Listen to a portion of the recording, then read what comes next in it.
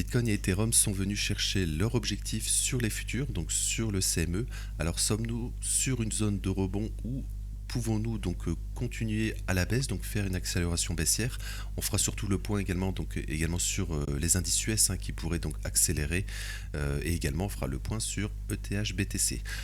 Avant cela, donc n'oubliez pas notre accompagnement sur notre site idenintérêtbourse.com. Vous avez tous les détails en description, le détail du programme, le détail de l'offre. Si vous avez des questions, n'hésitez pas à nous contacter. Vous avez également le Discord de la chaîne, donc l'invitation en description. N'hésitez pas également à nous rejoindre. Et encore une fois, merci à ceux qui likent et qui commentent. Ça soutient énormément la chaîne, donc merci à vous. Alors, News Echo. Donc hier, on n'a pas eu grand-chose, encore une fois, toujours en shutdown, tout simplement. Donc c'est reporté au 24 octobre, donc les stats éco, donc voilà, la semaine prochaine, donc vendredi prochain, je le répète, vendredi prochain. Donc attention, ça sera la fin de semaine. Faudra faire attention, donc en cas de rebond ou autre, si les news éco seront mauvaises, on pourrait donc, mais on en reparlera bien sûr, mais on pourrait donc avoir peut-être un contre-pied. En cas de rebond, sur Bitcoin par exemple, on le verra tout de suite. Aujourd'hui, donc normalement, elles sont pas reportées, mais on ne sait pas finalement. Normalement, elles sont toujours disponibles, elles seront disponibles, donc ça serait l'immobilier et l'import et l'export. Import-export qui est dans le calcul du PIB, regardez. Donc import, enfin PIB, je le répète, c'est consommation plus investissement plus dépenses publiques. Plus, entre parenthèses, les exportations moins les importations. Donc voilà, ça fait partie du PIB. Donc, si les chiffres sont publiés, donc faudra observer ce qui se passe tout simplement, s'ils sont bons ou pas. Souvenez-vous, deuxième trimestre, on a eu un fort rebord des importations, enfin pas des importations, mais de la part des importations dans le PIB. Et au premier trimestre, c'était l'inverse parce que les entreprises avaient anticipé les tarifs notamment. Donc on avait une chute du PIB à cause des importations parce que la part des importations dans le PIB a été très négatif au premier trimestre ici. Voilà, donc on va observer cela si les chiffres sont publiés ou non. Donc sur BTC, alors sur Bitcoin et Ethereum, les deux, on est venu dans la zone qu'on avait parlé. C'était donc sur le CME ici, on est venu prendre donc en daily ici, on est venu à prendre ces stops ici et ici, donc cette zone, pour le moment, très petit rebond. Alors en cas de rebond, c'est super simple, c'est-à-dire, comme on a dit dans l'intro ici, la zone ici est la zone assez probable en cas de rebond ici, et là il faudra faire super attention si on rebondit ici de ne pas faire tout simplement une figure chartiste comme ça, c'est-à-dire épaule, tête, épaule, etc. pour et si on casse, on accélérait à la baisse, et là il faudra faire super attention à l'accélération baissière, mais on n'y est pas du tout encore. Et également sur Ethereum, rapidement, voilà, on est également venu prendre ces lots ici. Voilà, donc théoriquement, on est peut-être sur une zone de rebond à court terme, mais ça on y reviendra tout de suite sur ETH. Alors BTC, donc on est venu prendre donc ces lots, ce qui est positif. À terme, alors en fait ce qu'il faudra faire super attention, je pense, c'est sur les indices US. Les indices US, donc là c'est sur les futurs, j'y reviendrai dans le brief indice 10 un peu plus tard. Mais pour le moment, on maintient ce fair value gap baissier ici. Pour le moment, on ouvre la semaine, on consolide. Donc attention à l'accélération sur les indices US. Pareil pour le Nasdaq, encore une fois. Regardez, je vais mettre en 1 heure ici. Voilà, sur le Nasdaq, la même chose, on a toute cette zone de fair value gap qu'on travaille. Donc pour le moment, on n'est pas venu prendre les plus bas cette semaine, donc plus bas de la semaine passée. Et pour le moment, on a une sorte de figure, on va dire, de consolidation, on va dire, sur le Nasdaq. Je vais le mettre ici plutôt. Voilà, comme ici, là sur le futur. Voilà, sur le Nasdaq, on a une figure de consolidation comme ça, une sorte de biseau finalement. Donc est-ce qu'on l'a cassé finalement et qu'aujourd'hui on va accélérer la baisse? Aujourd'hui, vendredi, un dernier jour de la semaine pour les indices et pour le futur sur BTC et ETH. Donc également, la clôture sera super importante aussi.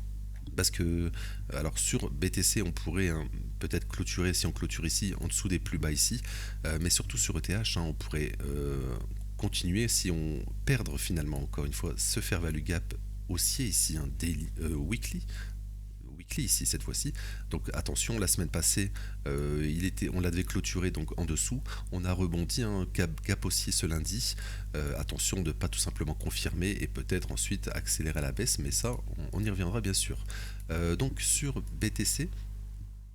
Voilà, BTC, donc hier, on a donc continué à la baisse, accéléré.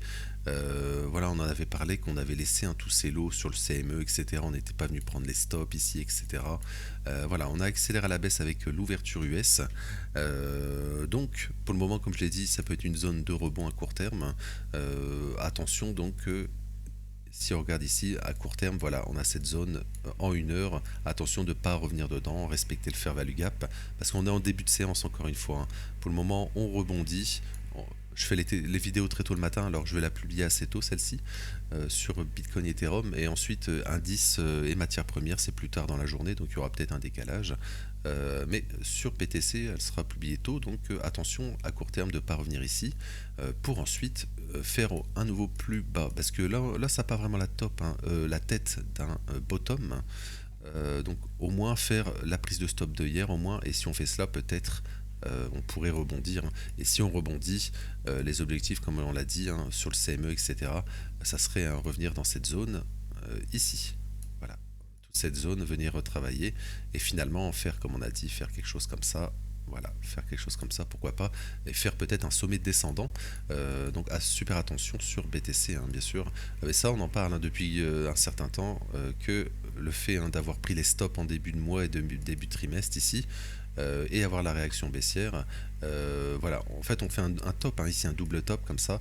Donc super attention à l'accélération baissière. Ensuite sur BTC, donc surtout là pour le moment on avait alors bien sûr on va clôturer dimanche, mais on est également sur BTC une zone super importante de cette FVG Weekly qui nous maintient pour le moment. Donc attention, si on accélère encore une fois à la baisse, super attention de ne pas casser finalement cette zone verte ici, toute cette zone ici, voilà, la casser et ensuite on pourrait vraiment accélérer à la baisse sur BTC. Donc voilà, plusieurs scénarios aujourd'hui, encore une fois très important. Soit on continue à la baisse et finalement début de semaine prochaine ou autre, on rebondit. Ce qui serait négatif bien sûr, ou simplement on refait une mèche aujourd'hui et on rebondit pour sauver finalement ce fair value gap ici weekly pardon, sur BTC. Voilà, donc je vais enchaîner sur ETH. Alors ETH travaille toujours son fair value gap haussier ici, donc théoriquement on pourrait toujours rebondir, on pourrait toujours faire un sommet ascendant sur ETH, et pareil on reviendra sur ETH BTC ensuite. Mais également sur ETH la même chose, il faut maintenir ce fair value gap weekly ici. La semaine passée dimanche on l'a bien maintenu, on a fait une belle mèche, donc c'est vraiment une zone à garder. Également comme je l'ai dit, ETH sur le CME, la clôture aujourd'hui donc très importante, il ne faut pas faire une accélération baissière aujourd'hui. Alors ça sera vraiment les indices, les indices US comme je l'ai dit, qui vont vraiment être importants, qui ne doivent pas accélérer à la baisse. Voilà, si on accélère à la baisse sur les indices US, on accélérera sur les cryptos également. Alors je voulais rapidement venir sur l'or parce que l'or continue à enchaîner les ATH. Alors l'or est devenu le premier actif à passer les 30 trillions. À titre de comparaison, Bitcoin c'est 2 trillions. Donc à long terme, voilà, si Bitcoin remplace l'or, imaginez, c'est x15 pour avoir la même capitalisation que l'or actuellement. Donc x15, ça fait plus d'1 million à 1,5 million. Donc c'est totalement réaliste, 1 million sur un Bitcoin. Voilà. Mais ça, c'est bien sûr, on pourrait corriger. Là, ce qu'on parle, c'est du court terme. On pourrait totalement corriger dans cette zone à court moyen terme sur BTC, ça changerait rien à cela. Mais donc à long terme, voilà, Bitcoin a toujours un super futur. Si on fait des lives, des briefs quotidiens, c'est bien sûr, on croit à Bitcoin et les cryptos, bien sûr, sur du long terme. Mais à court terme, on pourrait bien sûr corriger avec les indices. Donc c'est attention à court terme, bien sûr. Donc on revient sur ETH. Alors ETH, la même chose, il faut vraiment... Alors ETH est d'une certaine manière intéressant parce qu'on fait également peut-être une sorte de... Voilà, d'accumulation, une sorte de biseau également ici. Faut vraiment pas casser et accélérer. On est dans la dernière zone de support sur ETH ici.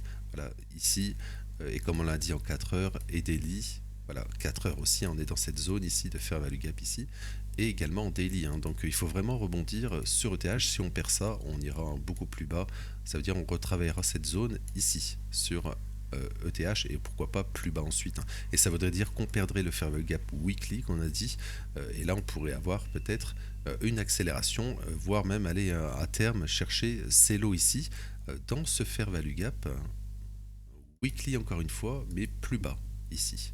Voilà, voilà cette zone ici.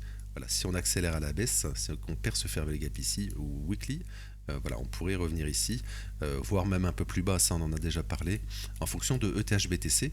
Voilà, justement, ETH-BTC, la même chose, hein, la semaine passée, on est revenu dans ce fair value gap weekly, si on a une belle réaction. ETH-BTC qui stagne, hein, voilà, ETH reste plus fort. On maintient pour le moment ce fair value gap daily haussier.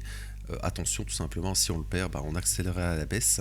Et si on accélère à la baisse, bien sûr, ETH va fortement accélérer à la baisse.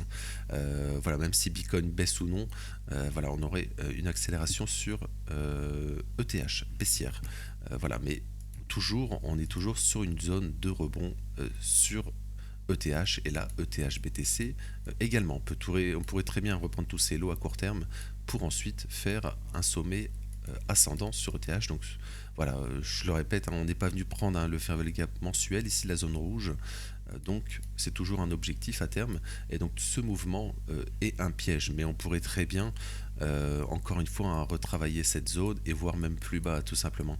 Alors si on va plus bas, on a déjà fait, hein, l'exercice, on va dire, il y a environ moins 20%, quelque chose, oui, ici, moins 20.